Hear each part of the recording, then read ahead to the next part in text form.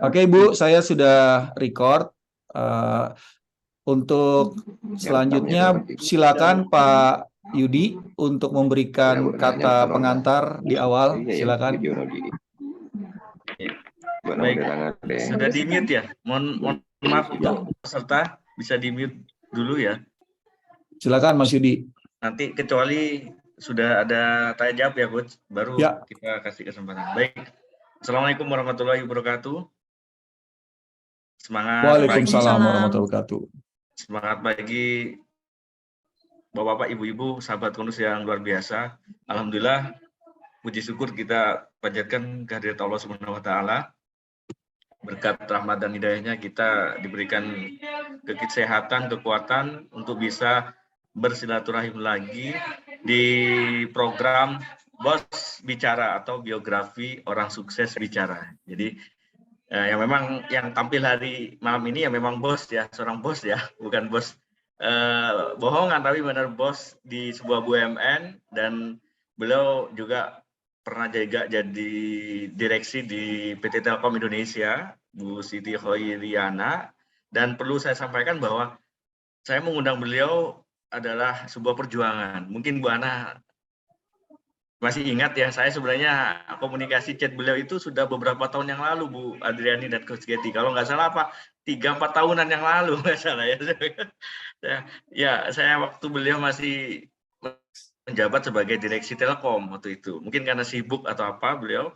Nah, tapi saya tidak putus asa. Saya coba lagi, dan ternyata beliau beralih sekarang menjadi direksi di PT Pos. Wah, saya coba lagi. Mudah-mudahan ada respon, dan ternyata respon dan beliau setuju untuk jadi narasumber. Alhamdulillah. Seandainya saya putus asa waktu itu, mungkin nggak akan bisa menghadirkan Bu Ana di tengah-tengah kita gitu ya. Nah, perlu kami terima kasih Bu Ana. Mungkin saya jelaskan sedikit tentang Konus, mungkin ada yang sudah tahu atau tidak. Terlebih dahulu saya perkenalkan, saya Yudiananta sebagai founder dari Konus. Konus singkatan dari Kompas Nusantara, S-nya 2, yaitu Komunitas Para Sales Super Nusantara.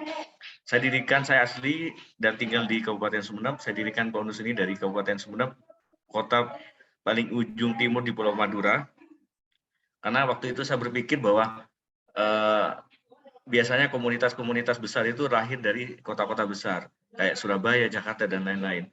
Tapi saya ingin, walaupun saya anak daerah, anak kota di ujung Pulau Timur Madura, ingin memberikan kontribusi buat daerah saya.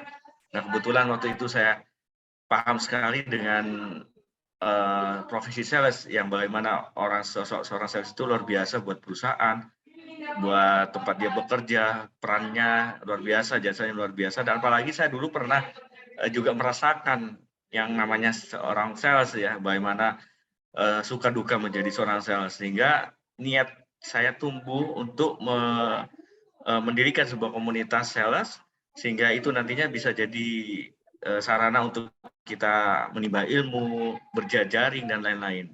Waktu itu saya dirikan dengan nama Kompas, S-nya 2, Komunitas Para Sales Sumeneb. Karena saya sambil lalu menjual nama Sumeneb, karena saya orang Sumeneb. Nah, waktu itu keinginan saya tidak terlalu muluk ya, Konus atau Kompas waktu itu harus menjadi komunitas besar. Tidak, saya pengen seperti air mengalir. Jadi waktu itu tahun 2015 saya coba melalui grup BBM. Jadi kantor tidak ada, peserta pun juga terbatas, sangat-sangat minim, paling dihitung tidak lebih dari 10 orang gitu kan. Kemudian saya punya ide, waktu itu saya coba buat grup BBM ya, grup BBM, kemudian saya kasih nama Kompas. Nah, waktu itu grup BBM saya masih ingat, maksimal anggotanya ada 30 orang. Nah, saya berpikir kalau grup BBM ini sama seperti yang lain, tidak ada ya cuma copy paste dari Google, itu sama aja ya kan. Nah, waktu itu saya ingin Kompas ini berbeda dengan yang lain. Maka dari itu timbul ide saya untuk mengundang tokoh-tokoh sukses. Ya, sukses itu kan maaf bukan berarti dia punya jabatan tinggi atau kedudukan yang tinggi juga, atau malah yang bergelimangan harta. Orang sukses itu menurut saya adalah orang yang bisa menginspirasi banyak orang dan bisa membuat kita itu semangat dalam menjalani hidup. Itulah orang sukses. Kemudian akhirnya saya coba narasumber-narasumber lokal, ya kan? Karena saya berpikir kalau orang biasanya itu kalau baca buku, bukunya tebal, pasti ada kejenuhan, ya kan? Tapi kalau saya undang langsung orangnya, otomatis kan ada interaksi. Kita tanya langsung kepada orangnya, kenapa dia sukses? Pasti ada trik dan tips yang bisa di-sharingkan. Apalagi dapat langsung kontaknya. Jadi setiap saat kita bisa kontak beliau untuk sharing. Alhamdulillah, saya coba dari lokal-lokal dulu dari Sumeneb, manajer Telkom Bu Ana pernah saya undang, terus kemudian manajer-manajer perusahaan lain, sehingga alhamdulillah banyak yang interest ya dengan ide saya. Akhirnya sampai grupnya penuh, ya, 30 orang penuh, akhirnya pindah ke WA, WhatsApp, dan sampai saat ini alhamdulillah kami konsisten sehingga 2018 kami dianugerahi penghargaan oleh Leprit, Lembaga Prestasi Indonesia Dunia, ada 2. Waktu itu pertama saya sebagai penggagas Hari Sales Dunia tanggal 27 September 2016. Terus kemudian yang kedua, Kompas Nusantara adalah satu-satunya WhatsApp group yang konsisten menghadirkan narasumber yang profesional di bidangnya. Jadi bisa dikatakan, mohon maaf, kami bisa dikatakan bahwa kami adalah pelopor seminar online pertama di Indonesia. Bukan gara-gara corona. Kalau sekarang banyak seminar online pakai WhatsApp, Zoom dan lain-lain karena gara corona. Tapi kami sudah memulai seminar online sejak tahun 2015 atau 4 tahun sebelum COVID-19 melanda Indonesia. Jadi kami sudah punya insting bahwa seminar online ini akan laku di zamannya nanti gitu. Waktu itu nggak laku seminar online karena gara-gara belum ada corona. Tapi ketika ada corona, akhirnya laku ya kan. Semua pakai WhatsApp group, Zoom ya kan, kemudian yang lain-lain. Gitu. Dan kemudian pernah saya tahun 2015 menyurati Google, bukan Google apa, WhatsApp ya, WhatsApp melalui email meminta untuk penambahan kuota grup WA karena waktu itu Konus anggotanya 256 di grup sudah penuh dan yang antri mau masuk Konus itu hampir 200 orang. Sehingga saya perlu untuk meminta WA yang kantornya di Amerika, terpaksa saya email. Saya katakan sejujurnya bahwa WA ini sangat luar biasa buat kami, membantu kami saling sharing informasi dan juga untuk memotivasi orang atau berjejaring dengan positif. Akhirnya tahun 2018 saya menyurati WhatsApp, saya direspon dan alhamdulillah 2022 kuota grup WA ditambah menjadi katanya ada bisa yang sampai 500 lebih. Alhamdulillah grup WA Konus sekarang sudah 400-an, udah hampir 500. Ya, itu mungkin yang bisa saya sampaikan, Coach Getty dan Coach Adriani. Sekilas tentang Konus, mudah-mudahan malam ini kita bisa menyimak ilmu dan pengalaman yang luar biasa dari sosok Ibu Ana yang sebelumnya sudah saya share tentang profil beliau. Terima kasih dan salam kebaikan oleh dan untuk semua. Wassalamualaikum warahmatullahi wabarakatuh. Waalaikumsalam warahmatullahi wabarakatuh. Oke, baik. Silakan Bu Adriani, acara selanjutnya.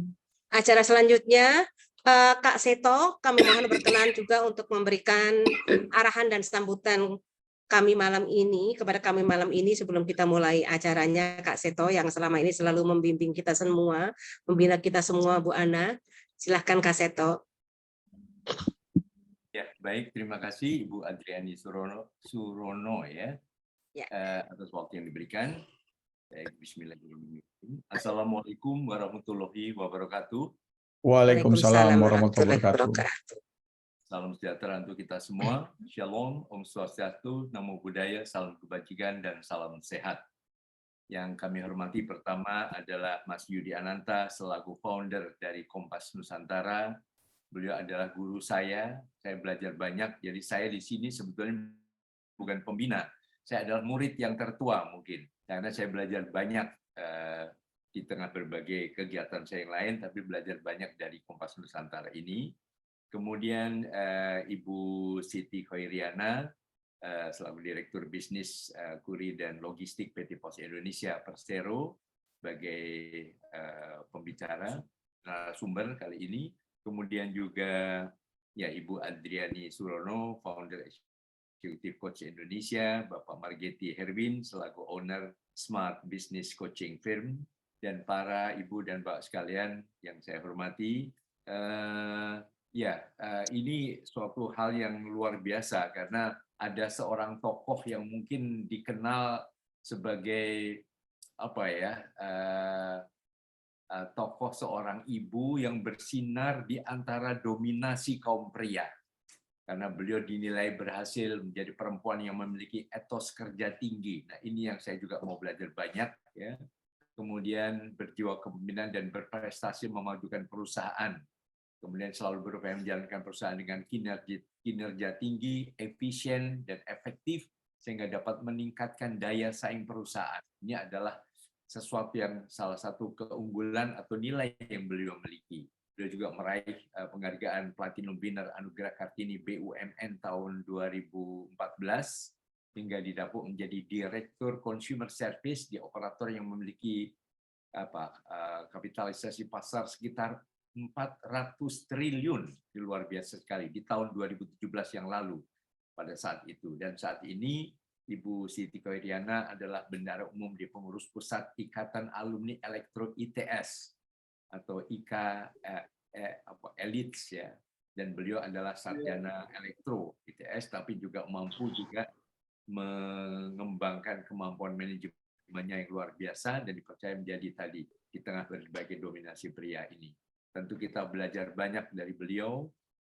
Namun mohon maaf kalau kadang-kadang saya juga harus karena masih ada 3 tugas, yaitu membimbing 2 disertasi yang besok juga akan pada saat saya di Sumeneb juga akan diuji hari Jumat dan Sabtu. Kemudian juga ada pertemuan panitia Kongres Anak Indonesia yang juga dipersiapkan pada malam ini juga. Jadi mohon maaf kalau saya sementara menghilang, tapi saya akan bagi 2 perhatian saya di tengah tadi bimbingan disertasi. Saya juga akan banyak mendengarkan apa yang dikembangkan, dipaparkan oleh Ibu narasumber. Mungkin demikian. Saya sekali lagi terima kasih banyak Mas Yudi yang selalu diajak untuk belajar di kampus yang luar biasa ini. Silakan. Jadi saya belajar banyak dari sejak beberapa tahun yang lalu, dan insya Allah akan terus menjadi murid yang baik dari Mas Yudi dan kawan-kawan. Terima kasih. Wassalamualaikum warahmatullahi wabarakatuh. Waalaikumsalam warahmatullahi wabarakatuh. Baik, terima kasih Kak Seto. Nah, selanjutnya Coach Katy, kita langsung aja ya mendengarkan paparan dari Ibu Ana yang telah menyulap PT Pos Indonesia. Yang tadi saya sempat ngobrol sebentar sama Bu Ana bahwa PT Pos ini mungkin satu-satunya BUMN yang sejak saya kecil SD itu saya sudah kenal gitu ya. Tapi dan biasanya asosiasinya tuh selalu berupa gedung Belanda, bangunan Belanda tua warna oranye. Tapi sekarang Ibu Ana sudah menyulap itu menjadi sebuah institusi yang akrab dengan milenial. Bahkan tadi Bu Ana menyapa saya, katanya ditunggu di pos apa tadi Bu? Pos blok. Pos blok. Nah, ya. Di Pasar Baru. Di Pasar Baru tempat para milenial itu berkumpul. Nah, jadi itu semua, di balik itu semua, segala transformasi dan digitalisasi itu berkat tangan dinginnya Ibu Siti Koiriana yang akrab. Bolehkah kita panggil dengan Bu Ana, Bu ya? Saya dari tadi agak sok akrab. Iya, Ibu. Iya. Baik, Bu Ana, kami sudah tidak sabar untuk mendengar paparannya. Silahkan dari Coach Katy, mungkin ada yang mau ditambahkan sebelum mulai? Ya, silakan Ibu Ana memaparkan tentang digitalisasi dan transformasi Pos Indonesia yang kita sudah nggak sabar untuk melihat apa sih manfaatnya bagi sekitar dan bagi bisnis maupun halayak publik. Silakan Bu Ana. Terima kasih Pak Erwin, terima kasih Bu Adriani, terima kasih Kak Seto, terima kasih juga tentunya ini saya udah berkali-kali tadi mohon maaf. Udah 4 tahun ya ternyata untuk diminta bicara dan baru hari ini, tapi saya terima kasih, ini surprise bahwa saya bisa join malam ini, jadi saya sendiri terima kasih bisa diundang di forum yang luar biasa ini. Jadi terima kasih. Assalamualaikum warahmatullahi wabarakatuh. Waalaikumsalam warahmatullahi wabarakatuh. Selamat malam dan salam sejahtera buat kita semua. Tentunya yang saya terima kasih sekali lagi Pak Yudi yang mengundang saya ini. yang tidak sudah berkali-kali mengundang saya. Terima kasih Pak Yudi dan tentunya semuanya yang malam ini, termasuk Bapak Ibu yang join di forum yang luar biasa ini. Ini forum yang luar biasa karena saya baru pertama juga, ini forum yang ternyata anggotanya luar biasa besar dan memang diisi oleh orang-orang yang luar biasa. Jadi saya terima kasih justru di-invite di dalam forum ini. Jadi forum tentang sales, tetapi banyak hal yang nanti akan coba sama-sama kita sharingkan, mana-mana yang dianggap bagus, monggo untuk diambil begitu menjadi lesson dan kita bersama-sama. Kami juga akan banyak belajar dari forum yang luar biasa ini supaya kami juga di pos ini bisa meningkatkan capability secara maksimal sehingga kami bisa mendeliver services yang bagus untuk masyarakat. Nah, jadi ini temanya memang digitalisasi dan transformasi yang kami lakukan di Pos Indonesia, tentunya untuk membawa Pos Indonesia ini bisa setara dengan US Post, setara dengan British Post, dengan Australia Post, termasuk juga para member of UPU, yaitu UPU itu Universal Post Union yang terdiri dari 228 negara di dunia, sehingga semua pos ini terintegrasi. Maka kami yang ada di Indonesia dengan usia 276 tahun ini tidak boleh kalah dengan banyak negara lain, termasuk negara-negara yang sudah lebih duluan, karena kalau kita compare dengan di Europe itu posnya sudah berusia 300 tahun. Jadi kita 276 tahun di Indonesia, di Eropa itu udah 300 tahun lebih nih usia daripada pos. Nah, usia ini tentunya harus memberikan preferensi bahwa dengan usia yang 200 lebih, 2 abad lebih, justru kami tidak boleh ketinggalan. Nah, inilah poin kenapa kami sangat strong mendorong digitalisasi dan banyak sekali melakukan transformasi supaya kami bisa memberikan services yang terbaik untuk Indonesia yang kita cintai. Saya izin menampilkan materi ini, apakah sudah muncul di... Sudah, Bu? Sudah, Bu. Oke, kami lanjutkan di selanjutnya, di slide selanjutnya. Sedikit gambaran juga di slide selanjutnya. Ini hanya pintas tadi yang sudah disampaikan. Terima kasih Kak Seto, saya lewati saja nih background saya. Ini saya sebenarnya backgroundnya bukan dari dunia logistik, tapi saya lebih banyak di dunia IT telecommunication gitu. Karena saya 27 tahun ada di IT telecommunication, jadi saya lebih strong sebenarnya di IT telecommunication gitu. Dan ini memang dunia yang sangat berkorelasi dengan para pria sebenarnya. Jadi banyak pria, tapi saya di Telkom waktu itu ya satu-satunya direktur perempuan di antara laki-laki begitu. Tapi poinnya bahwa memang dunia ini adalah dunia yang bisa digeluti oleh semuanya, bisa memberikan banyak sekali penguatan untuk kita bisa memberikan yang terbaik dalam hal pelayanan dan tentunya dalam hal IT teknologi untuk digitalisasi Indonesia ke depan. Saya izin untuk melanjutkan slide selanjutnya lagi. Nah, inilah gambaran besar Bapak Ibu tentang pos pada hari ini. Jadi kami selalu melihat ini adalah apa-apa yang menjadi mandat dari Presiden kita, Pak Jokowi. Jadi Pak Jokowi selalu menyampaikan bahwa harus kita ini mengupayakan bahwa ekonomi kita menjadi 4 negara besar yang terkuat nanti di dalam kita menggerakkan ekonomi tahun 2045. Dan tentunya salah satu yang dikonsider adalah memang kami sangat harus mengedepankan tentang logistik Indonesia. Bapak Ibu, kami sampaikan dunia logistik ini luar biasa, bahwa di Indonesia ini biaya logistik masih sangat tinggi, even itu kalau compare dengan negara lain kita masih sangat tinggi, 23% compare dengan 12%, ini sangat jauh, sehingga kami memang harus bisa sangat strong melakukan berbagai macam transformasi untuk bisa memenuhi ekspektasi secara mega apa yang menjadi mandat dari Presiden Pak Jokowi. Nah, tentunya secara mikro juga kami melihat bagaimana kami melakukan tadi untuk memastikan logistik Indonesia membaik, ya memang digitalisasi transformasi harus kami lakukan. 4 hal yang menjadi konsideran utama di dalam kami melihat bagaimana kami nanti akan mampu menurunkan biaya logistik Indonesia. Yang pertama adalah tentang cargo consolidation, ini menciptakan satu konsolidasi untuk mendorong terciptanya konsep konsolidasi yang memang ini muatan-muatan yang harus kita lakukan supaya benar-benar rute itu menjadi efisien dan efektif dalam skala nasional maupun internasional. Termasuk nomor 2 ini adalah integrated connectivity. Jadi memang kami harus melakukan akselerasi di dalam membangun infrastruktur konektivitas dengan prinsip integrasi dan standarisasi yang mampu mendukung terciptanya jaringan logistik secara efisien. supaya ekspektasi untuk menurunkan tadi menjadi 12% itu bisa secara cepat terjadi. Nah, tentunya juga industrial development harus kami lakukan, dan yang terakhir nomor 4 adalah digitalisasi itu sendiri.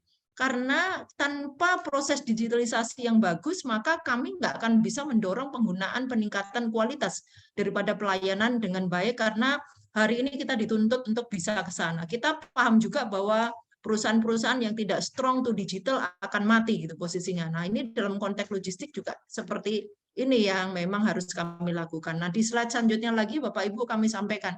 Inilah gambaran tentang POS Indonesia pada hari ini. Tadi Bu Andriani menyampaikan bahwa ingat kalau menggunakan POS mungkin karena mungkin ada surat cinta dulu ya, 30 tahun lalu atau 4 tahun biasa berkirim surat itu lewat POS. Kemudian banyak sekali orang juga mengenal POS itu karena dulu pernah nerima wesel, kiriman orang tua dan lain-lain. Nah, itulah memori-memori tentang POS. Tetapi kami sampaikan Bapak Ibu, justru POS ini didorong secara kuat untuk menghadirkan pelayanan logistik yang handal dan efisien di Indonesia, sehingga kami sampaikan pada hari ini POS itu adalah menjadi Postal Service Standard Operator, dan ini tentunya untuk kurir dan logistik solution dengan konsep yang benar-benar kita mengedepankan kurir and logistic solution dengan tambahan financial services, property solution, dan lain-lain. Dan kami saat ini memiliki 3 anak perusahaan, yaitu di pos logistik, kemudian pos financial yang ini sangat strong untuk fintech, dan satu lagi adalah property services yang untuk tadi mengelola pos, blok, dan lain-lain, karena asetnya pos itu 4.500 titik di seluruh Indonesia dan itu berada di center of city. Tanpa kami mendorong terjadinya modernisasi, digitalisasi, included aset tadi, ini akan menjadi beban yang sangat besar untuk pos, sehingga kami harus melakukan upaya-upaya memastikan bahwa property services itu menjadi bagian di mana kami mampu menaikkan capability secara kuat supaya kita menghadirkan pelayanan-pelayanan bagus dan bahkan menjadi platform yang hebat, karena sebenarnya posisi center of city itu menjadi tempat yang sangat eye-catching di dalam melakukan semua upaya-upaya mengenerate revenue. Nah, inilah poin-poin yang kami lakukan dengan semua anak-anak perusahaan kami. Nah, di slide selanjutnya lagi, Bapak Ibu, kami sampaikan inilah seluruh jaringan pos pada hari ini. Jadi ini jaringan yang kami lakukan akselerasi gitu. Kalau dulu ke pos itu semuanya pasti datang ke kantor pos ya, yang titiknya ada di 4.500 titik kantor-kantor pos. Nah, kami menyadari bahwa 4.500 titik ini kurang dalam konteks kita menghadirkan pelayanan yang mencatu untuk 500 kabupaten kota di Indonesia. 514 kabupaten kota di Indonesia ditambah semua kecamatan dan desanya. Maka kami harus menghadirkan pelayanan sangat fit untuk kepentingan seluruh masyarakat. Sehingga kami dalam 1 tahun terakhir ini mengakselerasi upaya-upaya kolaboratif dengan berbagai pihak, maka kami membentuk agensi. Jadi saat ini sudah ada 49.000, hampir 50.000 agen pos, gitu, agency services dengan pihak ketiga. Kemudian kami juga membuat namanya Oranger. Oranger itu Orange Ranger. Nah, Bapak Ibu kalau melihat di virtual backdrop ini, background ini, virtual background ini saya pakai kaos pos aja, ini Oranger kami ya pakai begini nih posisinya, dengan semua referensi-referensi yang kami lakukan untuk memastikan pasukan yang melakukan pickup dan pengiriman ini sangat strong untuk bisa memberikan servis yang baik. Dan saat ini juga kami berkolaborasi juga dengan para ibu-ibu rumah tangga, termasuk juga mahasiswa, termasuk juga Karang Taruna di dalam lain, yang mereka membutuhkan kemampuan-kemampuan tambahan di dalam rumahnya untuk bisa mendapatkan profit tambahan ataupun pendapatan tambahan, maka membentuk kami drop point. Saat ini kami sudah memiliki lebih dari 33.000 drop point di seluruh Indonesia. Sehingga kalau kita bicara kolaboratif partnership saat ini sudah hampir 100.000 kami miliki, bekerja sama dengan pihak luar, yang itu notabene pihak luar semuanya yang kami kolaborasi, hingga kami bisa melakukan akselerasi di dalam melakukan servis tadi. Jadi inilah upaya-upaya yang kami lakukan dengan membentuk jaringan-jaringan tadi yang harapan kami bisa menjangkau seluruh Indonesia dengan baik, termasuk kami menjangkau 228 negara di seluruh dunia. Dan kami juga memiliki gudang-gudang, pergudangan kami, warehouse kami sebanyak 151 pergudangan, termasuk saat ini kami sudah mempunyai biller agregasi untuk jasa keuangan 500 lebih daripada jasa biller agregasi. Nah, sehingga pada hari ini Bapak Ibu kami sudah bisa memberikan mendeliver untuk UMKM di Indonesia lebih daripada 1 juta UMKM di Indonesia, dan saat ini kami juga memberikan services untuk lebih dari 4.700 korporasi yang ada di Indonesia. Nah, inilah gambaran jaringan-jaringan kami pada hari ini, dan ini akan terus kami naikkan jaringan ini karena semakin kami kuat untuk melakukan kolaboratif dengan pihak lain, maka kami meyakini bahwa services ini akan semakin efisien dan benar-benar apa yang diharapkan mandat oleh Presiden tadi di dalam menurunkan biaya logistik akan bisa terjadi secara cepat.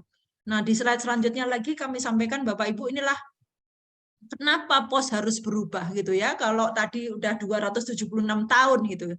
Ya, kami menyadari memang usia 276 tahun. Tetapi Bapak Ibu, faktanya selama 276 tahun itu kami ini sebenarnya market share-nya masih sangat rendah. Jadi kalau kita bicara market share, jadi ini posisi market share kami, jadi saat ini kami market share itu masih di single digit. Posisinya single digit. Jadi 276 tahun itu market share-nya single digit. Ibu, Bapak, dan bisa bayangkan POS Indonesia dengan market share yang single digit, sehingga kami harus akselerasi di dalam kami mengembalikan lagi market ini bisa kami lakukan, dan jangan sampai kita ini memang kalah di negeri sendiri lah, itu poinnya. Jadi jangan sampai kita menjadi losing company, tetapi kita harus menjadi kembali pihak-pihak ataupun BUMN yang benar-benar BUMN yang membanggakan negara. Jadi kami selalu mengatakan kepada tim kami, ya kita ini BUMN. BUMN maka yang dilakukan harus double profesional, karena BUMN itu dituntut 2 hal. Yang pertama adalah sebagai agent of development, sehingga kami harus melakukan banyak sekali upaya untuk bisa membantu pemerintah di dalam menghadirkan pelayanan-pelayanan dan bisa menjadi agent of development yang baik. Yang kedua memang harus making profit. Karena tanpa making profit, maka kami nggak akan bisa berkontribusi kepada negara, tidak akan bisa memberikan dividen kepada negara. Nah, tanpa adanya dividen dan profit kepada negara tadi, maka pembangunan di negara ini nggak akan bisa dikontribusikan secara baik oleh POS Indonesia. Sehingga inilah kami mengatakan ke seluruh tim, kita sudah harus double profesional. Nah, inilah karena saat ini market share-nya masih sangat kecil. Sehingga kami harus menjadi company yang membanggakan dan benar-benar company yang berikan kontribusi positif pada negara. Ini yang kami akselerasi ke dalam tim kami, sehingga transformasi harus kami percepat. Yang kedua, kami sampaikan juga Bapak Ibu bahwa yang menggunakan POS pada saat itu, tahun lalu kita kalau kita melihat posisinya, kami ini hanya dipilih oleh generasi-generasi yang boleh dibilang adalah generasi kolonial. Jadi usia-usia yang sudah di angka 45 tahun ke atas. Jadi generasi-generasi tua itu sangat ngerti tentang POS karena mereka mungkin dulunya menggunakan tadi yang surat menyurat dan lain-lain. Tapi pada hari ini kita ini dominasinya marketnya ada di milenial. Bahkan Gen Z gitu posisinya. Jadi kalau e-commerce di Indonesia, transaksi terbesar itu di-drive oleh e-commerce. Pemain UMKM kita total 64 juta di Indonesia, dengan yang sudah mulai IT 19,5 juta. Nah, ini dominasinya dilakukan oleh para milenial. Sehingga kami ini harus mendekat, harus bisa dikenal oleh milenial. Nah, inilah profil daripada customer kami pada hari ini, sehingga kami harus drive secara cepat digitalisasi dan transformasi supaya kami ini benar-benar bisa fit untuk customer. Nah, inilah salah satu challenge kami yang kedua. Jadi challenge pertama tadi adalah market kami. Ini kecil karena market share-nya habis dimakan oleh kompetitor. Yang kedua adalah profilnya kami yang menggunakan POS itu masih generasi-generasi yang tua. Nah, ini challenge kami yang kedua. Challenge kami yang ketiga adalah karena yang menggunakan POS ini rata-rata di kota-kota yang boleh dibilang second tier gitu posisinya. Jadi yang masih ingat tentang POS itu adalah kota-kota nomor 2 dan ketiga. Jadi kalau kita bicara di kota-kota yang pertama, yang di Jakarta dan lain-lain itu udah jauh dari kata-kata POS. Nah, inilah kenapa 3 hal ini kami harus sangat strong pada hari ini supaya transformasi kami bisa percepat, digitalisasi kita percepat, supaya apa-apa yang menjadi challenge ini benar-benar bisa kami bisa tuntaskan dan kami bisa akselerasi untuk bisa kembalikan lagi back to pakai. Makanya sekarang salah satu brand kami itu POS aja. Jadi jangan ingat yang lain, ingat POS aja. Jadi ingatlah POS aja gitu ya. Tentunya untuk mengajak ingat POS aja ini ya kami harus sangat bagus dong kan gitu. Harus sangat bagus. Harus bertransformasi cepat dan harus memberikan benefit yang baik untuk customer. Nah, inilah gambaran-gambarannya kenapa kami harus akselerasi untuk transformasi dan digitalisasi. Nah, di slide selanjutnya lagi, Bapak Ibu, ini desain bagaimana kami melakukan transformasi. Nah, ini gambaran-gambaran bagaimana kami melakukan transformasi. Nah, ini adalah beberapa strategik inisiatif yang kami lakukan untuk melakukan akselerasi transformasi, sehingga kami harus mempercepat upaya-upaya ini tadi, memastikan bahwa strengthening bisnis kami lakukan. Kemudian kami juga memastikan semua upaya-upaya dengan strategik inisiatif ini kami lakukan secara cepat. Nah, ini di slide selanjutnya lagi, Bapak Ibu, inilah gambaran besarnya. Tadi adalah gambaran strategik inisiatifnya. Kalau kami jelaskan secara simpel, transformasinya kami melakukan 7 transformasi secara serentak. Dari mana transformasi kami lakukan? Start dari business transformation. Jadi kami mendorong semua tim kami, bagaimana kami dari loser menjadi winner. Jadi gitu, transformasi di bisnis harus dari loser to be winner. Inilah transformasi yang kami lakukan, diikuti dengan transformasi di produk dan channel, jadi dari physical ke digital. Gitu. Tetapi physical juga masih kami butuhkan karena banyak hal juga kita masih sangat bisa meleverage aset-aset tadi menjadi aset yang sangat-sangat oke di dalam mengenerate bisnis, maka kami katakan ini digital. Jadi physical and digital transformation di dalam product and channel transformation. Nah, kemudian kami lakukan juga ini proses transformation harus otomatisasi semuanya. Tanpa otomatisasi nggak bisa kita cepat, nggak akan bisa efisien. Sehingga kami hilangkan semua yang kata-kata manual itu udah nggak ada lagi. Semua kami digitalkan, kami otomatiskan. Nah, ini termasuk juga teknologi. Nah, kebetulan juga kami majority ini dari kalangan telco dan biasa dengan related dengan high tech gitu posisinya. Maka kami dorong ini adalah transformasi di teknologi yang sangat cepat untuk kita pastikan Pos Indonesia ini tidak ketinggalan di dalam dalam kami melakukan teknologi transformation. Nah, tentunya juga kami di tim kami di organisasi ini kami lakukan. Nah, ini kami membentuk human capital transformation, bagaimana memastikan human capital ini benar-benar menjadi capital untuk pos. Jadi konsep dari resources untuk menjadi capital ini kami lakukan dan diikuti tentunya dengan organisasi yang kami transform, dan ujung-ujungnya adalah culture yang harus kami transform. Jadi kami mentransform culture transformation ini menjadi karakter yang kuat di dalam mendorong, mendrive transformasi ini secara baik. Nah, inilah upaya-upaya yang kami lakukan, termasuk di dalam hal melakukan transformasi ini kami ikuti dengan innovation transformation. Jadi banyak sekali inovasi-inovasi yang kami lakukan untuk memastikan transformasi ini kami lakukan secara cepat dan menghasilkan. Nah, di slide selanjutnya lagi Bapak Ibu, ini gambaran tentang pada hari ini. Inilah seluruh services yang kami lakukan. Kami mendivide 3, jadi ada yang untuk retail bisnis, ada yang enterprise bisnis, dan ada untuk wholesale bisnis. Nah, included di dalamnya adalah international bisnis. Nah, inilah gambarannya. Customer-customer kami itu saat ini sudah kami pilah. Kalau dulu semuanya itu similar dengan retail itu. Pada hari ini udah nggak bisa lagi. Kami membentuk enterprise services, kami membentuk juga wholesale services dan internasional juga. Nah, inilah cara-cara kami memastikan kami bisa fit dengan customer. Nah, termasuk juga produknya kami fitkan, mana produk yang cocok untuk retail bisnis. Kami create konsep logistik end-to-end solution untuk korporasi dan enterprise, termasuk juga kami create konsep solution dan wholesale bisnis. Dan satu lagi kami juga create untuk bisnis internasional. Nah, inilah produk-produk yang kami deliver di dalam kami menjalankan 3 portfolio bisnis tadi, termasuk yang paling bawah, ini kami sampaikan bahwa kami sudah sangat strong untuk melakukan digitalisasi. Jadi muncullah Pos Aja ini dalam bentuk digital kurir. Jadi Bapak Ibu kalau mendownload di Play Store atau Apple Store, pelayanan atas Pos Aja ini sudah bisa memberikan pelayanan 24 jam. Dan ini akan bisa dilakukan pick up secara mudah, bisa di tracking and tracing secara baik, sehingga semua informasi related dengan pengiriman paket, parcel, dan lain-lain itu semua customer bisa monitor secara baik, bisa melihat secara bagus, dan memastikan semua tadi akan terdeliver secara tepat waktu. Bahkan kami sampaikan juga bahwa produknya kami simplify. Jadi sudah sangat biasa kami ini bicara produk same day, next day, dan reguler. Nah, inilah upaya-upaya yang kami lakukan untuk digitalisasi. Nah, tidak hanya untuk courier services, kami juga melakukan digitalisasi untuk transport management system, kemudian order management system, nah termasuk yang kami tadi memiliki 151 warehouse, kami lakukan juga warehouse management system, dan semua ini tadi bisa di tracking dan tracing secara baik. Nah inilah gambaran keseluruhan transformasi bisnis yang kami lakukan, dan untuk ini tadi tentunya kami mengharapkan kami akan terus bisa memenuhi harapan seluruh stakeholder untuk memastikan kami bisa yang paling fit pada hari ini. Nah, di slide selanjutnya lagi, Bapak Ibu, nah inilah bagaimana kami mengeksekusi program RUAM tadi.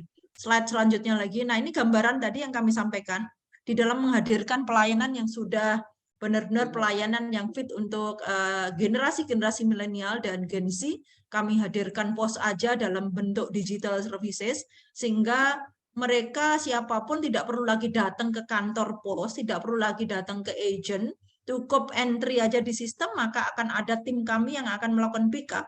Dan Bapak Ibu bisa melihat di digital kurir kami POS aja, itu ratingnya 4,7. Jadi ini rating tertinggi, compare dengan para pelaku yang lain.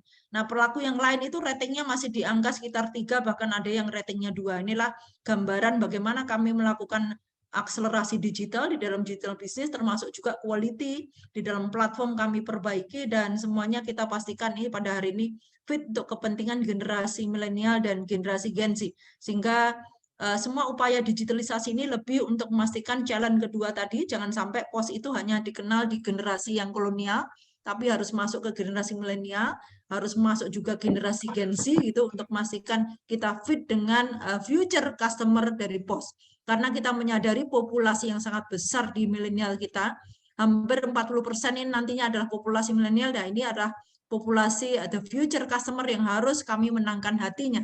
Nah, termasuk juga kami memiliki juga postpay. Nah, ini fintech kami, financial services yang kami hadirkan secara digital services, sehingga masyarakat bisa melakukan semua sistem payment lewat postpay tadi, termasuk juga bisa melakukan transaksi-transaksi, karena ini kami generating dengan berkolaborasi dengan para pelaku marketplace untuk masuk juga di digital services kami tadi. Nah, inilah gambaran Bapak Ibu bagaimana kami melakukan digital transformation yang kami akselerasi, sehingga menghadirkan pelayanan-pelayanan yang tidak boleh kalah dengan kompetitor yang ada di Indonesia pada hari ini. Nah, di slide selanjutnya lagi Bapak Ibu, inilah gambaran tentang bagaimana POS aja mendeliver digital services-nya selama 24 jam. Di pelayanan POS aja digital service yang mobile, ini sudah bisa dilakukan booking kiriman, cek tarif, lacak kiriman, dan termasuk juga bisa melihat customer service-nya sendiri juga akan bisa dilihat secara baik. Dan tentunya ini karena pelayanan yang sifatnya memudahkan, maka nanti begitu masuk ke sistem ini akan ada tim orang yang akan melakukan pick up, mendeliver, dan memastikan order ini dideliver secara tepat waktu. Maka di dalam sistem tadi udah kami create same day service, next day service, regular services, dan tersedia juga pola-pola payment services yang berbagai macam termasuk cash on delivery. Nah, inilah gambaran terbesar di dalam kami menghadirkan digitalisasi di dalam kurir services di Indonesia. Nah, tentunya yang di dalam kami menghadirkan pelayanan logistik di Indonesia, ini kami konsepnya adalah end-to-end solution untuk logistik, jadi kami menghadirkan pelayanan-pelayanan yang kami harapkan fit dengan industrinya. Jadi ada digitalisasi juga yang kami run untuk industri, yang itu posisinya kalau kami menangani di segmen energi, akan beda dengan kami menangani di segmen manufacturing, akan beda dengan kami menangani di segmen education, dan lain-lain. Inilah bagaimana gambaran kami bisa fit dengan industri-industri yang ada. Nah, di slide selanjutnya lagi Bapak Ibu, inilah gambaran-gambaran bagaimana masyarakat bisa melihat secara real time paket kami sudah sampai di mana, kondisinya seperti apa.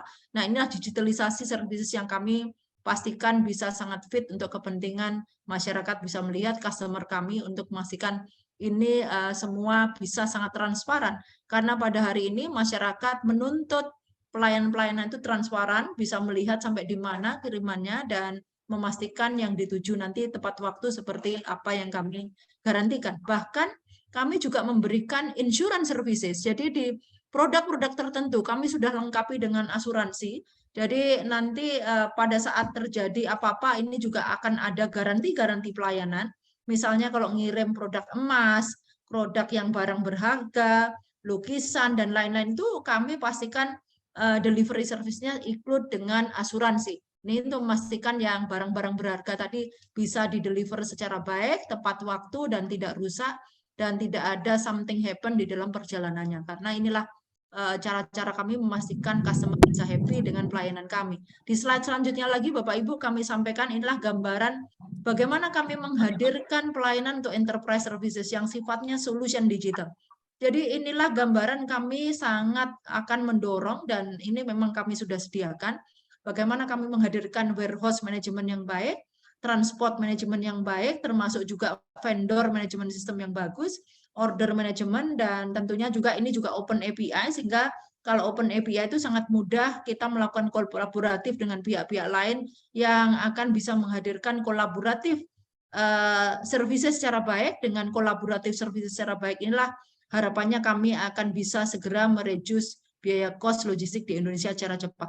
Nah, Bapak Ibu, di slide selanjutnya lagi adalah gambaran bagaimana secara physically kami merubah, menyulap kantor-kantor pos yang dulunya mungkin sangat jauh dari harapan, begitu, sangat jauh dari harapan, menjadi kantor pos yang eye catching, yang sangat bisa fit dengan masyarakat yang datang, bisa nyaman, enak gitu.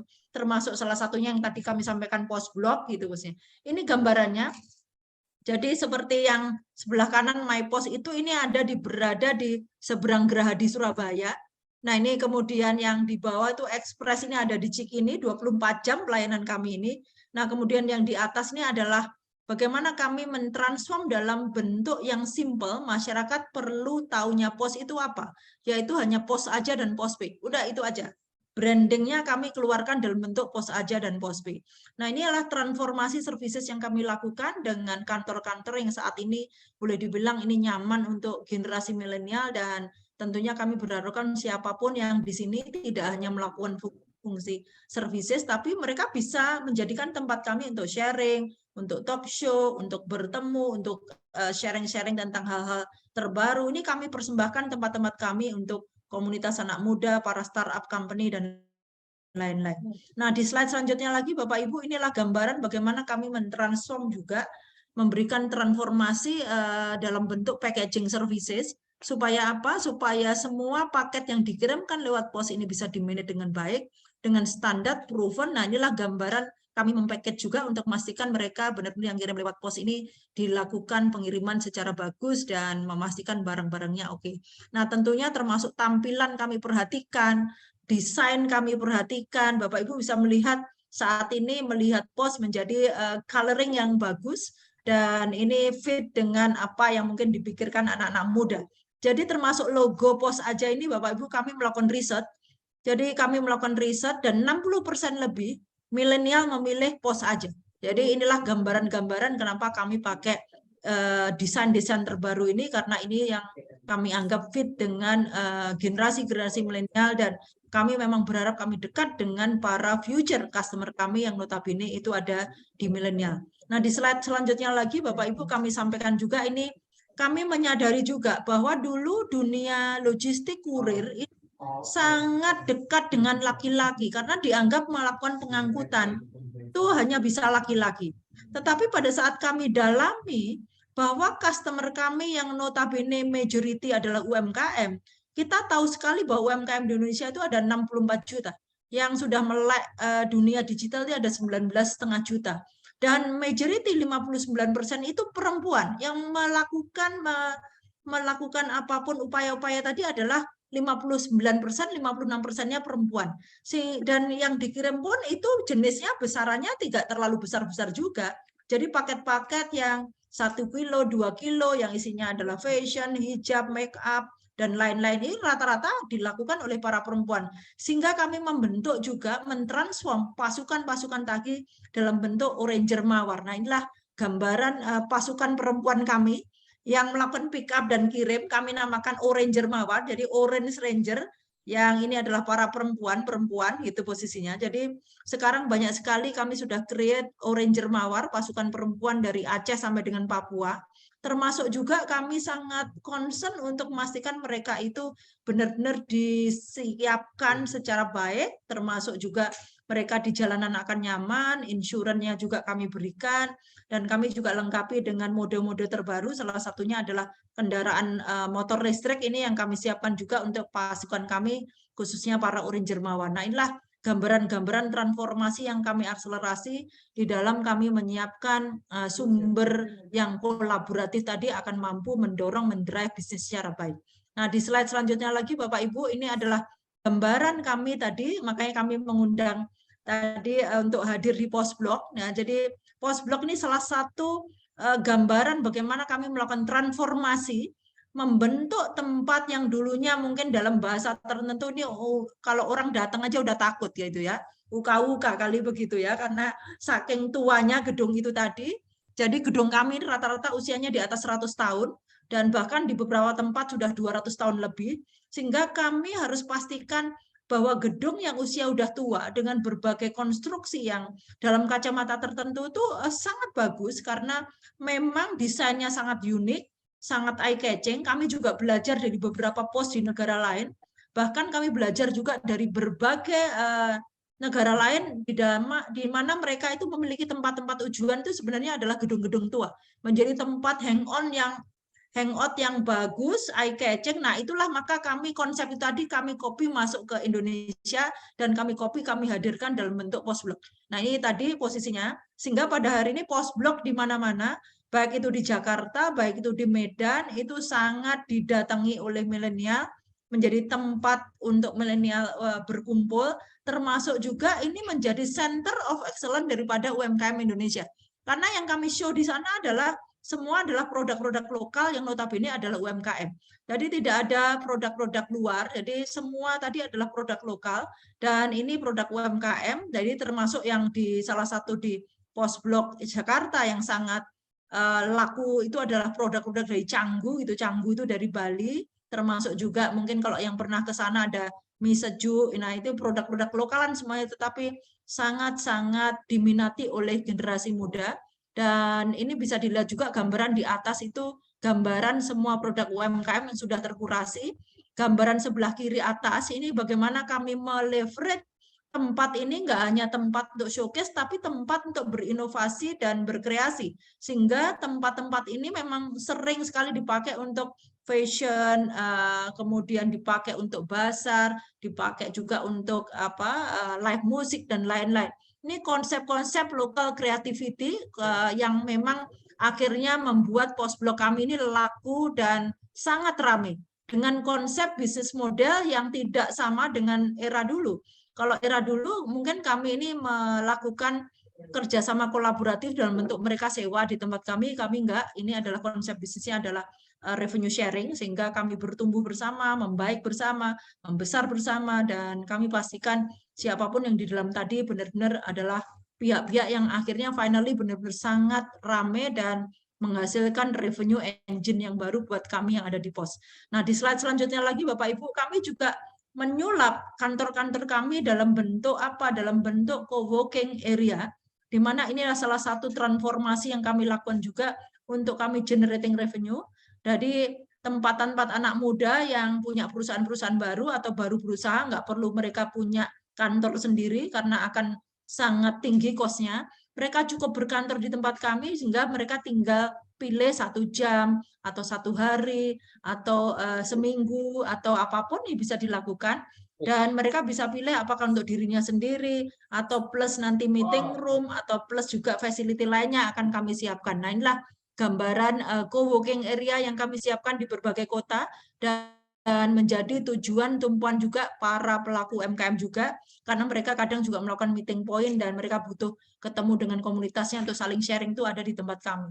Nah, ini juga menjadi tempat nongkrong yang paling oke untuk startup company. Jadi inilah kreatif area yang kami siapkan dan ujung-ujungnya buat kami ini adalah transformasi di dalam menghasilkan bisnis-bisnis baru untuk Pos Indonesia. Nah, di slide selanjutnya lagi Bapak Ibu, ini adalah gambaran kami juga menghadirkan tadi fulfillment center yang sangat fit untuk dunia UMKM. Jadi kami namakan Story.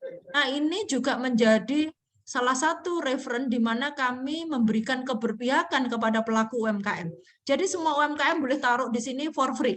Jadi karena kami menyadari pelaku-pelaku baru itu kalau dia harus menyimpan di rumahnya sendiri, mungkin ketendang anaknya, kemudian hancur, rusak karena nggak punya pergudangan sendiri yang proven, maka mereka boleh taruh di tempat kami di story ini tadi, yang kami akan manage secara baik karena ini didukung oleh platform yang terintegrasi dengan omnichannel, dengan jasa logistik, e-commerce, dan pembayaran. Jadi ini sudah facility yang terintegrasi, dan ini juga akhirnya memudahkan akses kepada customer-nya.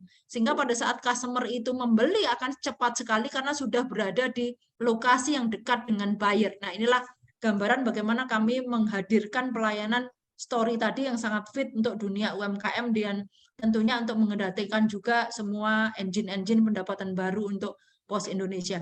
Nah, di slide selanjutnya lagi, Bapak Ibu, ini adalah juga gambaran kami, karena kami menyadari bahwa kami jauh dari dunia milenial, maka kami meng-create brand ambassador Atta Halilintar.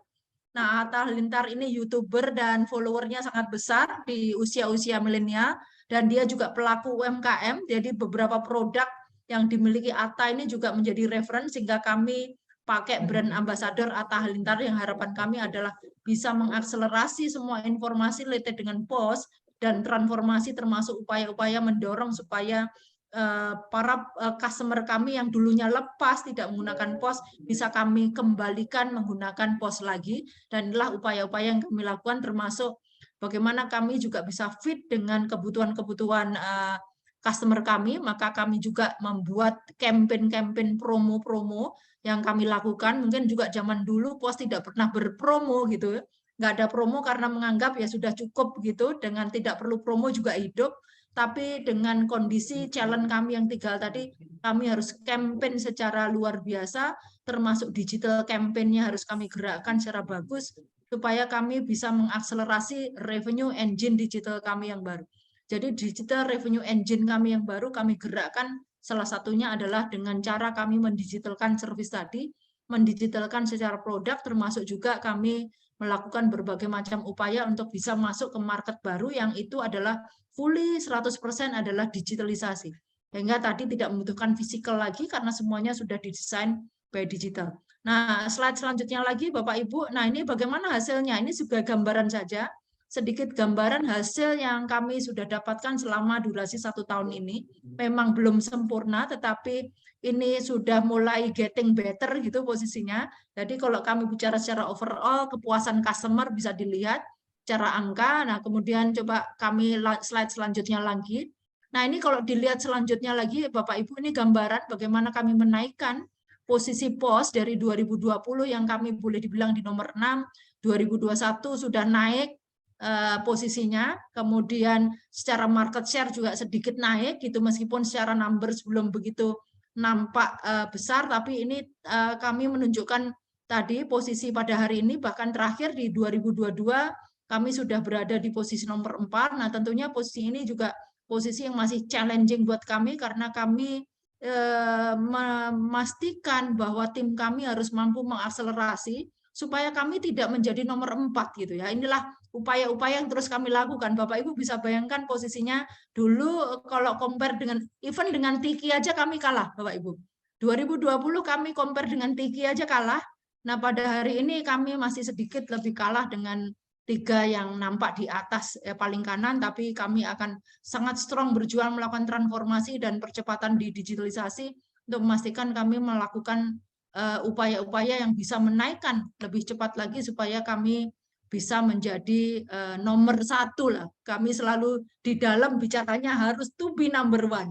Jadi spirit itu to be number 1 itu muncul terus. Jadi menjadi juara ya to be number 1. Ini spirit yang kami munculkan terus untuk semangat kepada semua tim kami supaya to be number 1-nya segera terjadi.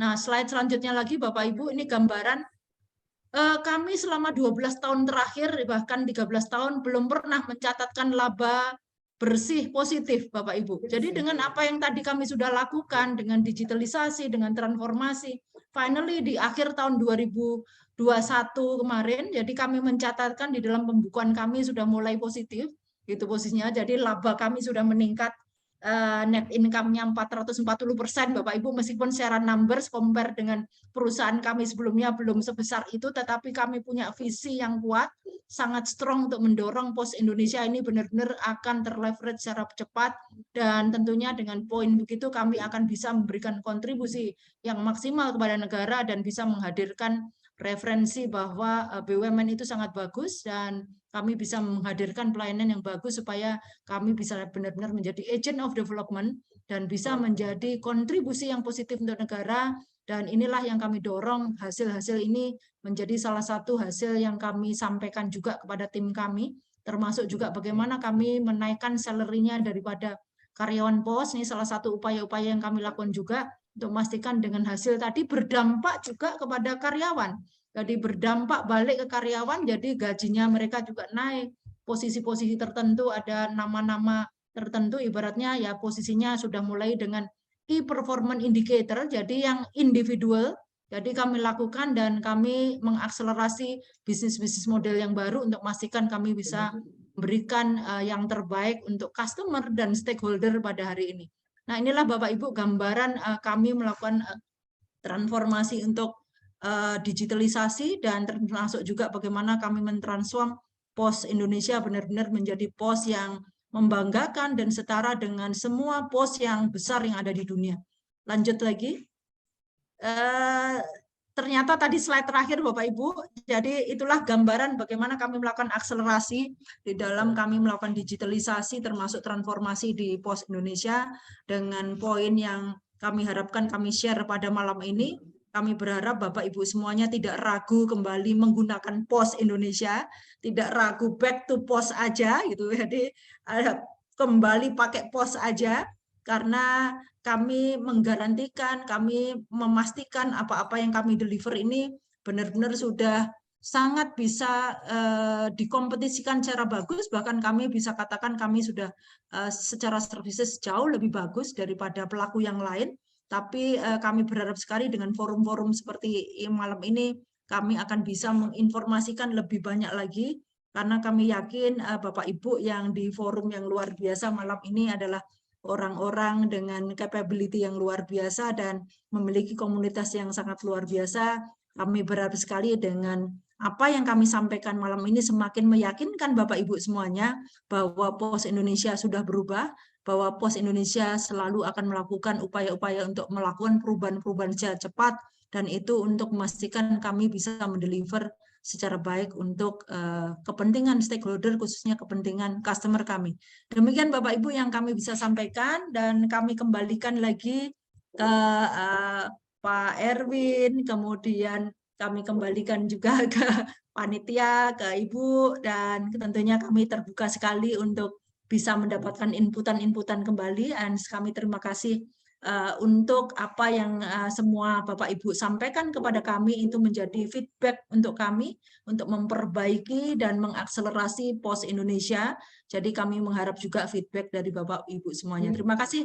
Kami kembalikan lagi ke Pak Erwin, Bu Adriani, dan Pak Yudi. Terima kasih atas forum ya malam ini bisa sharing meskipun malam hari ya Pak Yudi, Pak Erwin, Bu Adriani, ini jam-jam yang luar biasa, tapi kami sangat appreciate di jam-jam yang luar biasa ini masih kita bisa berdiskusi, sharing session, yang harapan kami akan bisa memberikan yang terbaik untuk Bapak Ibu semuanya dan untuk semua masyarakat Indonesia. Terima kasih kami kembalikan. Wassalamualaikum warahmatullahi wabarakatuh. Waalaikumsalam warahmatullahi wabarakatuh. Terima kasih Bu Ana. Wah, luar biasa. Kita melihat bahwa perubahan yang dilakukan dalam 2 tahun terakhir dan bertepatan juga dengan pandemi, ternyata pertumbuhannya luar biasa ya Bu. Ini Bu Ana ya.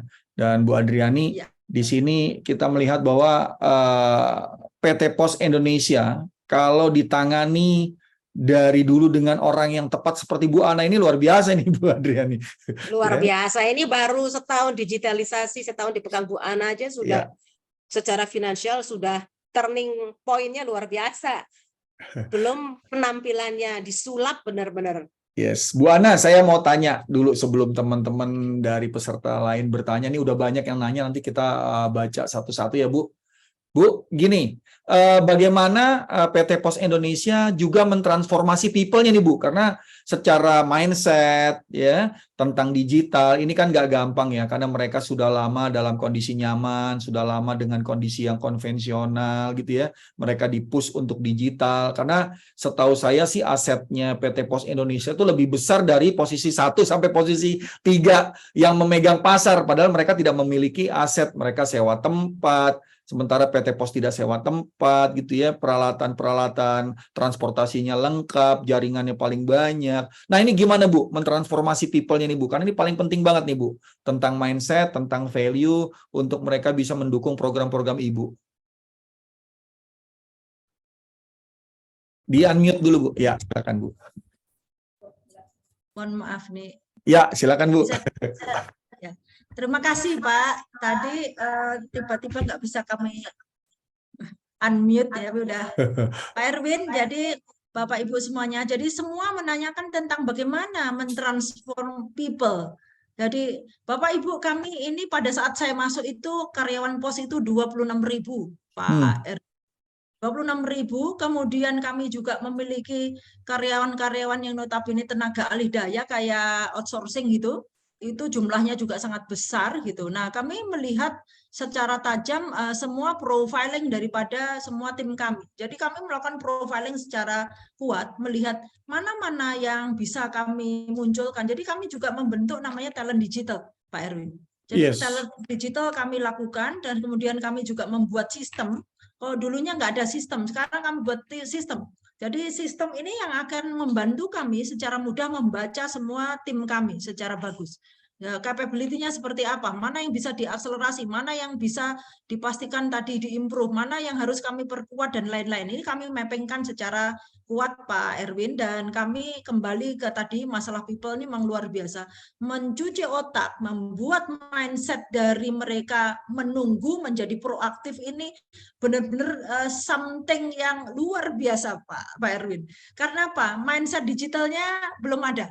Ya, jadi sangat jauh dari mindset digital.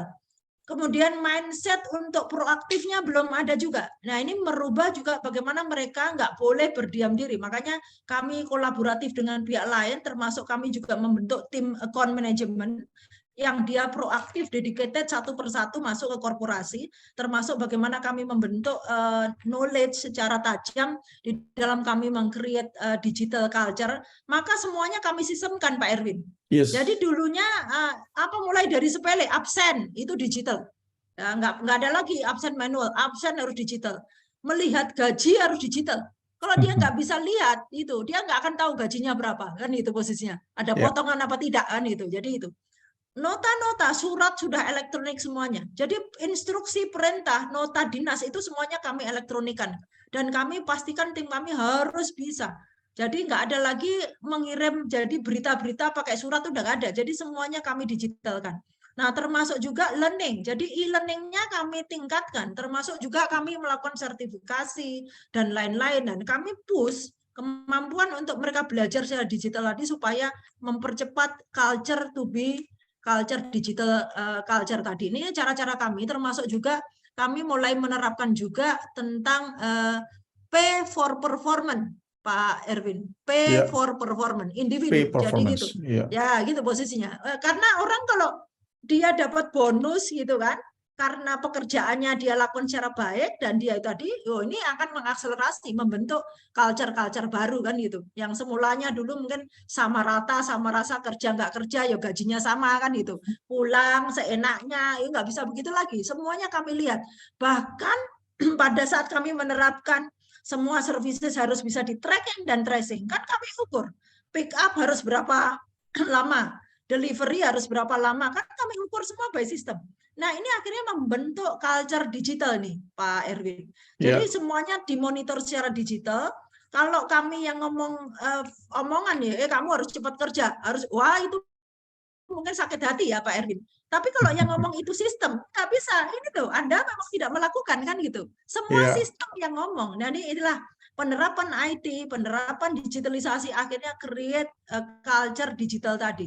Jadi kalau yang negur sistem ya nggak ada sakit hati kan gitu Pak Erwin. Nah inilah cara kami melakukannya. Jadi kami membentuk pola insentif yang baru, kemudian penggajian dan refer ke pay for performance tadi, kami mereviewnya by system gitu posisinya, supaya tidak ada like and dislike, karena semuanya sudah transparan, dashboard kami ada di mana-mana kan gitu, kemudian semuanya sudah bisa di-create di mobile, jadi mereka akan bisa melihat kinerjanya secara mobile dan real time, dan bahkan kami kolaboratif dengan pihak-pihak lain, artinya kalau kita bicara pihak lain tadi, agen, kemudian Oranger aja bisa melihat kinerjanya, maka internal di dalam pos juga bisa melihat kinerjanya. Nah, inilah cara-cara kami membentuk culture digital, Pak Erwin, membentuk upaya-upaya mereka proaktif, karena mereka akhirnya di-push juga, kalau yang kinerjanya bagus, gajinya bisa lebih tinggi, bonusnya bisa lebih baik, kan itu. Nah, ini cara-cara kami, Pak Erwin. Nah, tentunya memang kami yang sangat strong juga dorong untuk e-learning, Pak. Jadi sama seperti apa yang disampaikan Pak Yudi tadi, dari era kita sekarang ini, kita ini benar-benar sebenarnya sangat ada blessing, ini ada pandemi, ini juga ada blessing. Jadi membentuk culture orang untuk belajar by system, kemudian dengan cara-cara digital ini menjadi lebih mudah gitu, dan memang dipus ke sana. Itu Pak Erwin yang bisa Terima kami kasih. sampaikan, bagaimana Terima kasih, Bu membentuk Ana. people ini tadi supaya Ini benar-benar tadi sangat strong, punya mindset ke customer secara baik. Yes, ini tadi pertanyaan yang Ibu udah jawab juga, ini pertanyaan Pak Nugi gitu ya. Itu sama, bagaimana melakukan transformasi di people. Dan ini ada juga pertanyaan dari DPD PPN Kabupaten Sumeneb. Nah, ini rupanya Bapak ini keluarganya keluarga pos nih, Bu. Oh ya, terima kasih. Di Sumeneb nih, Kabupaten Sumeneb, DPD PPNI. Nah, Bapak ini juga bertanya bahwa e-matre, Bu, katanya e-matre itu dia bertanya kenapa belum sampai di Sumeneb, Bu, di daerahnya Sumeneb nih, Bu, yang daerah kecil nih, Bu. Boleh dijelasin, Bu, sedikit, Bu. Ya, terima kasih Pak Erwin. Jadi kami salah satu melakukan transformasi di produk and channel tadi yang kami sampaikan. Nah, salah satunya produknya ya memang kami sampaikan, produk itu mulai kami digitalisasi juga. Jadi dengan apa-apa yang menjadi keputusan pemerintah juga, bahwa sekarang ini materai tidak hanya physically, tapi sudah e-materai gitu posisinya. Ini yang kami lakukan. Dan saat ini sudah bisa, Pak, di semua area kami. Jadi e-materai ini sudah bisa ditransaksikan secara keseluruhan. Memang mungkin kalau dicobanya di sebelum-sebelumnya, jadi nanti bisa melihat juga di akun e-materai, jadi nanti Bapak Ibu bisa lihat dan bisa memang harus membuat akun dulu, karena ini memang sudah digital e-materai gitu. Jadi seperti itu tekniknya, nanti Bapak Ibu tinggal datang juga, bisa juga sebenarnya kontak center kami create kontak center 24 jam Pak Erwin di 1.500.161. Jadi yang melayani masyarakat 24 jam untuk pertanyaan tadi. Jadi bisa nanti dipandu secara baik di kontak center kami meng-create akun untuk e-materai, karena harus ada akunnya, Pak Erwin. Jadi orang seperti digital signature juga. Jadi kita punya tanda tangan digital itu kan kita simpan juga, kita recognize menjadi tanda tangan kita, itu juga kan harus masuk ke sistem. Nah, seperti itu Pak Erwin, ini yang sudah mulai. Hotline numbernya apa, Bu, tadi 115? Di 1.500 161, Pak. 161. Jadi kontak center kami 1.500.161 1.500.161. Ya, terima kasih, Bu. Ini ada dari Bu Dede Belitung. Bu Dede Belitung itu bukan bertanya, tapi mengusulkan, Bu, bisa nggak meletakkan unit kecil di sekolah-sekolah atau kantor-kantor, tempat strategis daerah yang kecil, counter pos ini, sehingga bisa semuanya menggunakan pos aja. Dan dia juga pengen nih kalau bisa counter pos sentrik di tempatnya Ibu Dede di Belitung. Terima kasih Bu Dede di Belitung, sangat bisa, Bu. Bahkan memang kami kerjasama juga dengan semua related dengan dunia pendidikan, nggak hanya pendidikan, nggak hanya sekolah. Kami pesantren aja kami masukin, Pak Erwin. Jadi tadi yang kami sampaikan, kami membuka drop point ya, kolaborasi dengan pihak ibu-ibu rumah tangga, kemudian ini tadi supaya apa? Mendapatkan penghasilan tambahan untuk ibu-ibu rumah tangga ini. Jadi seperti itu, dan itu kompensasinya 10%, Pak Erwin. Jadi kami memberikan revenue sharing 10%. Jadi kalau misalnya biaya pengiriman in total sebulan mereka dapat 10 juta kan itu, maka 1 jutanya menjadi haknya ibu-ibu tadi yang notabene menjadi drop point.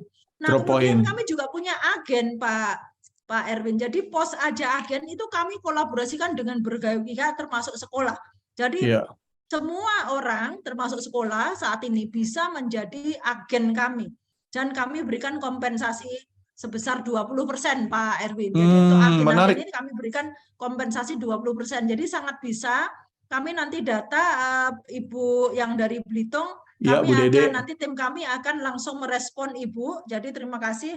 Bahkan bisa ngajak yang lain Bu, jangan hanya sekolah Ibu, ajak semua sekolah untuk menjadi agen kami atau drop point kami gitu posisinya, termasuk bisa diajak semua komunitas lainnya. Dan kami juga malah berharap Bapak Ibu yang malam ini ikut ini tadi bisa menjadi agen-agen kami juga ini. Itu posisinya. Terima kasih Pak Erwin. Oke, terima kasih Bu Ana. Ini Bu Emma mau bertanya langsung. Jadi ada yang mau bertanya langsung Bu Ana. Bu Emma, silakan Bu Emma di unmute. Saya akan ini kan Bu Emma. Silakan Bu Emma mau bertanya. Suaranya di unmute dulu Bu. Ibu unmute. Silakan Bu Emma. Selamat malam Bu Ana. Selamat malam Bu Emma. Terima kasih. Iya, saya ada satu pertanyaan. Melihat perkembangan dari POS sendiri dari zaman saya kecil ya, luar biasa. Memang dengan pergantian waktu agak sedikit menurun ya, tersaingi oleh Kiki, JNE, mungkin banyak yang lain juga, Wahana. Kebetulan saya pelaku online juga. Nah, saya melihat banyak sekali perubahan-perubahan ya Bu ya, sudah mengarah kepada digital, kreativitas juga. Nah, yang saya mau tanyakan, sebenarnya sih tidak jauh berbeda dengan Coach Katie. Pertanyaan saya sudah dijelaskan tadi. Cuma saya mau ingin tahu, Ibu itu ada dari POS sendiri ada nggak kerjasama dengan pihak marketplace seperti Shopee atau Tokped atau yang lainnya Bu untuk mendongkrak ratingnya lagi Bu? Hal Ya, terima kasih Bu Emma. Jadi ini juga menjadi challenge kami. Kita memahami juga bahwa ekosistem ini ekosistem yang luar biasa. E-commerce di Indonesia pertumbuhannya luar biasa. Dan ini kami sampaikan, sebenarnya kami ini sudah berkolaborasi dengan Shopee, Tokopedia, Bukalapak, dan semua pelaku marketplace. Ya, semua sudah kami kolaborasikan. Termasuk juga yang lokalan, Bu. Even itu benih.com, Blibli, dan lain-lain itu kami sudah kolaborasi. Hanya Bu Emma, kami sampaikan juga ini di forum yang luar biasa. Mereka itu memiliki kurir sendiri, Bu. Jadi Shopee itu kan punya Shopee Express. Mereka punya gitu. Jadi mereka memberikan kepada POS aja itu di daerah di mana Shopee Express nggak bisa gitu. Itu posisinya. Jadi nggak ya inilah salah satu kejamnya bisnis gitu ya. Itu. Nah, inilah menjadi challenge kami Bu Emma. Kami sih maunya tadi ya. Ini kan bicara tadi ya, kami nggak memiliki marketplace.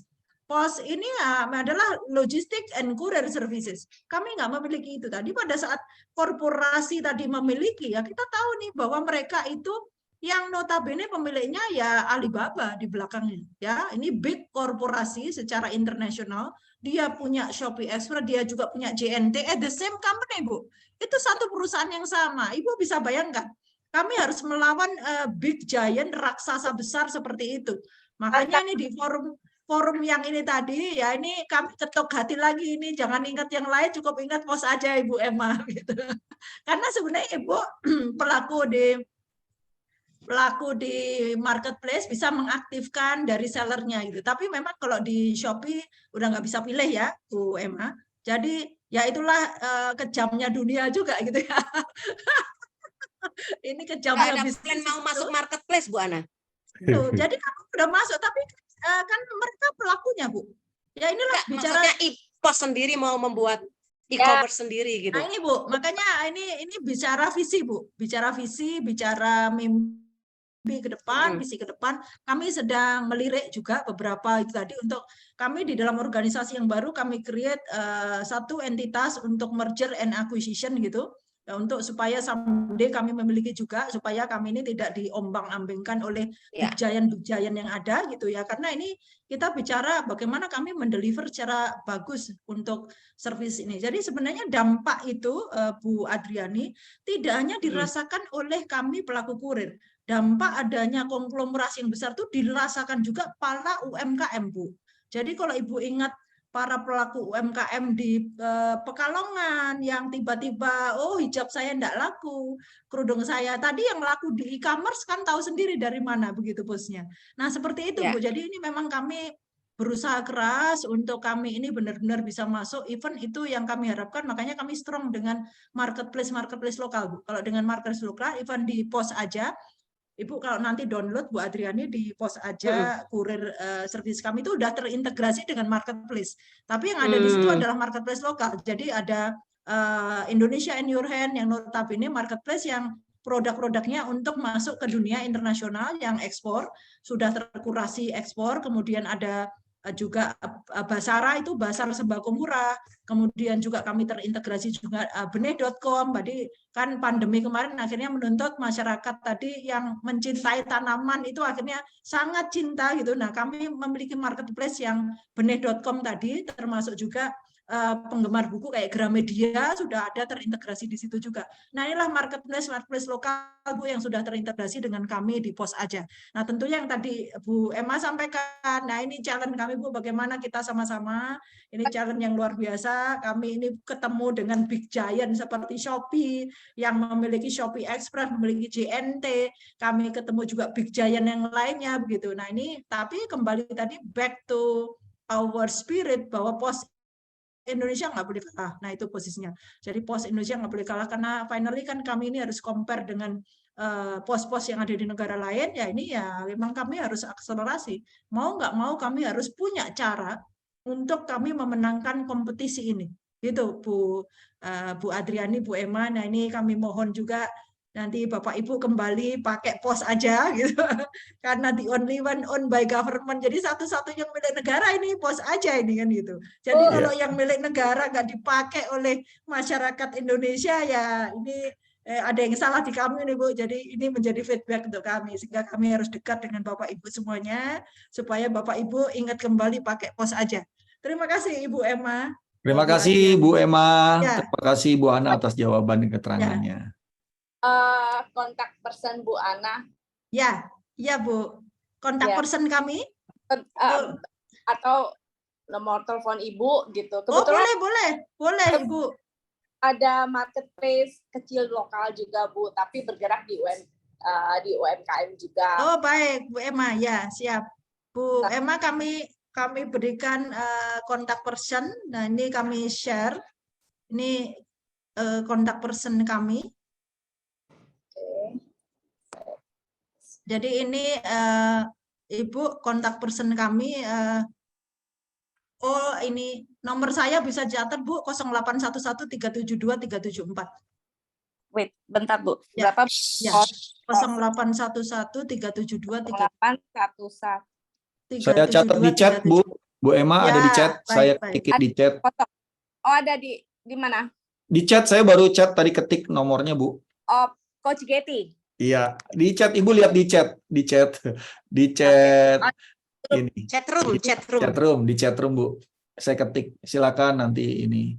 Bu Ana, ini sudah luar biasa, sudah lewat jamnya, sudah 9:15 Ibu di Bali. Saya yakin seharian tadi Ibu ada aktivitas.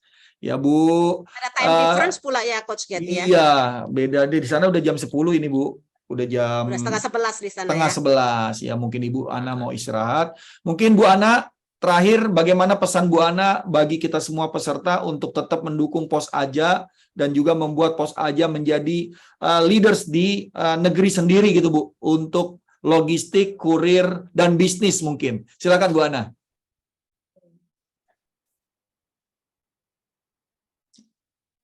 Di unmute Bu ya. Ya, terima kasih Pak Erwin dan Bapak Ibu semuanya. Dari sekali lagi kami terima kasih banyak atas kesempatan malam ini. Jadi terakhir kami sampaikan, jadi pakai kembali Pos Aja karena kami pastikan Pos Aja ini yang termurah Pak Erwin, terluas dan tercepat begitu. Jadi termurah, terluas dan tercepat. Karena terluas itu karena coverage kami di seluruh Indonesia, kami menjangkau dari Aceh sampai dengan Papua, termasuk di Puncak Jaya pun kalau Bapak Ibu mau melakukan pengiriman Puncak Jaya pun pasti akan kami deliver, termasuk ke seluruh negara di dunia, 228 negara ini menjadi area pelayan kami. Jadi kami tidak akan pernah ada penolakan di dalam services. Jadi inilah cara kami mendeliver tadi yang beyond daripada ekspektasi customer, dan tentunya kami pastikan kami menjadi yang tercepat gitu. Makanya kami akselerasi di dalam digitalisasi, bagaimana kami menggerakkan tim kami dan semua resources kami untuk bisa memastikan semua pelayan kami tadi menjadi yang tercepat. Jadi itu Pak Erwin yang bisa kami sampaikan malam ini. Jadi kami berharap Bapak Ibu semuanya bisa membantu mendengungkan, menyuarakan untuk back to pakai pos aja gitu, karena pos aja yang termurah, terluas dan tercepat. Terima kasih Pak Erwin. Terima kasih Bu Ana, Bu Terima Adriani. kasih. Silakan Bu Adriani untuk menutup Terima acara. kasih. Terima kasih Bu Ana, luar biasa ya. Sudah jam 10:30 tetapi energinya sangat luar biasa. Itu rasanya yang menyebabkan pos ini meraih hasil yang luar biasa dalam 2 tahun terakhir. Itu terrefleksi dari energi levelnya Bu Ana yang sangat luar biasa. Optimisme ke depan, dan itulah yang sangat dibutuhkan saya rasa oleh Pos Indonesia untuk merebut kembali market share-nya, dan saya sangat yakin itu hanya masalah waktu Bu Ana, insya Allah. Dan Coach Getty, saya pribadi juga sangat terinspirasi dengan cerita dari Bu Ana tadi, baik dalam hal pengelolaan organisasinya maupun saya pribadi untuk menggunakan pos aja ya. Jadi saya rasa waktunya sudah cukup malam. Dari Pak Yudi ada kata penutup Pak Yudi? Silakan Pak Yudi. Pak Yudi masih di mute Pak Yudi. Di unmute dulu Pak Yudi. Siap. Silakan Pak. Kemute lagi tuh. Pak Yudi kemute. Ya. Silakan Pak Yudi. Ya, silakan. Siap. Ya, terima kasih Bu Ana yang luar biasa. Ya, benar kata Bu Adriani, semakin malam energinya semakin besar ya. Cuman kondisi kita harus jaga kesehatan supaya besok bisa fit, apalagi Bu Ana di sela-sela kesibukan yang padat mengawal KTT G20. Ini luar biasa menyempatkan waktu. Terima kasih sekali lagi Bu Ana, dan pastinya ke depan siapa tahu bisa bersinergi ya Coach Getty, Bu Adriani, Konus dan PT Pos. Pos aja ya Bu. Iya, kami tunggu ini dan Nanti, kami berharap kita sinergi. Nanti kebetulan insya Allah bulan depan Konus Jakarta itu mengadakan ini Bu, Kopdar ya, Kopdar pasti ada Kasito juga. Nah mungkin nanti Coach Getty boleh nih mampir, kita mampir ke Bu Ana tempatnya. Kami siapkan tempat di pos aja. Pos blok. Ya, biasa. kami siapkan tempat di pos blok ya, Pak. Boleh. Yudi. Ya, boleh. Itu ya. dicatat Mbak Erni, nanti Mbak Erni asisten saya yang akan atur itu, baik. Bu Ana. Dan pastinya nanti Kak Seto juga bisa hadir. Karena waktu itu saya ingat kalau pos itu identik dengan perangko ya, perangko dan segala macam. Nah, itu yang ya, betul.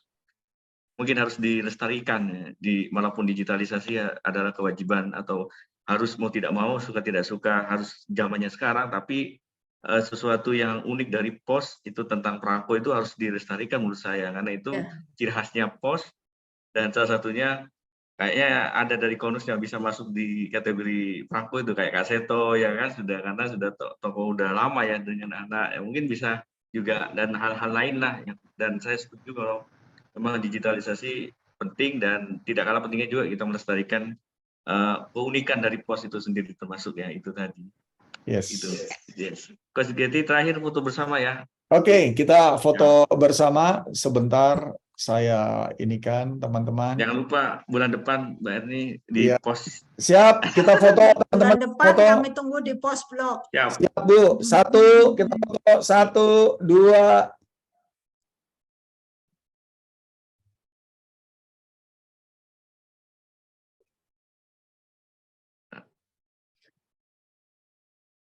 Siap. Coach Getty suaranya hilang ya? Iya lagi. Hari ini mencapai 45 orang lebih ya, bertahan sampai terakhir Ibu. Jadi ini luar biasa. Terima kasih kepada Bu Ana, Pak Yudi, Bu Adriani, tadi ada Kak Seto dan teman-teman semua di sini. Dan dari Konus, saya mewakili Konus mengucapkan terima kasih. Ya, Coach Getty. Ya. Lupa tadi, ini Bu Ana perlu saya sampaikan bahwa peserta malam ini itu dari tadi Bu Leli, Kepala Pos Sumeneb ya, tadi saya koordinasi sama beliau menyampaikan bahwa yang hadir kali ini dari teman-teman pos juga Semadura hadir dan beberapa Luar dari biasa. Ya, terima luar kasih. Madura. Ada juga keluarga besar dari SMP Negeri 2 Sumeneb, Coach Getty. Saya Oh memang iya, luar biasa ini. undang siswa SMP dan para guru biar belajar ke sosok Ibu Ana yang luar biasa ini. Luar Mudah-mudahan biasa. bermanfaat. Terima kasih semua. Ya, teman-teman, selamat ya, kita dapat pencerahan yang luar biasa dari Bu Ana bagaimana merubah ya mindset kolonial menjadi milenial, yang pola konvensional menjadi tersistemasi. Ya, kita juga nggak mau kalah, kita bisa lakukan untuk diri kita sendiri sehingga kita jauh lebih maju, jauh lebih sukses dari sebelumnya asal kita mau berubah. Terima kasih Bu Ana, terima kasih teman-teman semua. Sampai Terima kasih ketemu, semua. salam sehat, dan Ya. ayo kita majukan Indonesia untuk menuju sejahtera dengan kita berubah menjadi lebih baik. Assalamualaikum Ya. warahmatullahi wabarakatuh. Waalaikumsalam warahmatullahi wabarakatuh. Terima kasih. Terima kasih Terima Bu kasih. Ana. Mohon Coach Getty, terima izin, ya kasih. terima kasih. Sampai jumpa Pak bulan Yudi, depan. terima kasih. Ya. Terima kasih.